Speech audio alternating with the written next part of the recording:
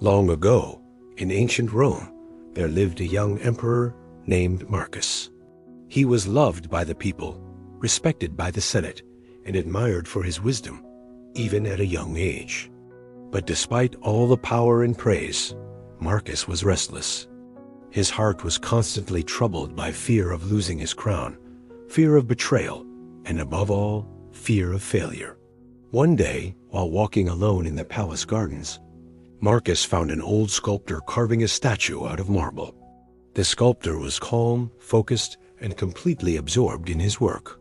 Curious, Marcus asked, "Why do you work so patiently? Don't you worry that this statue might break or go unappreciated?" The sculptor smiled and replied, "My duty is to sculpt. Whether it breaks or is forgotten is not in my control, but how I chisel each stroke that is mine to master." Marcus was struck by the simplicity of the answer. That evening, he consulted an old scroll from the teachings of Epictetus, a Stoic philosopher, which said, "Some things are up to us, and some things are not." Over the weeks, Marcus began to observe more closely. When storms delayed grain ships, he no longer panicked. When senators criticized him, he listened with calm.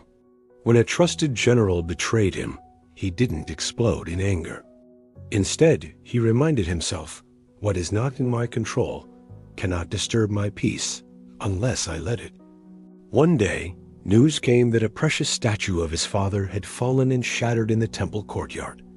Advisors braced for his outrage, but Marcus simply nodded and said, "Everything perishes.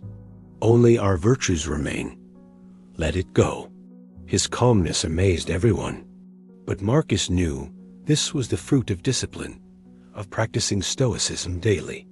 He wrote in his journal that night, "I cannot control how long I reign, how others treat me, or what fate brings. But I can control how I respond with wisdom, courage, justice, and temperance." Years later, even as his body weakened with age and illness, Marcus remained serene. A servant once asked him, "My lord, how do you bear the pain so calmly?" He smiled gently and replied, "The pain is real, but suffering, that is a choice. And I choose peace." Stoicism teaches us that we cannot control everything in life, only our responses. If this story touched your heart, don't forget to like, share, and subscribe for more life-changing wisdom. Thank you.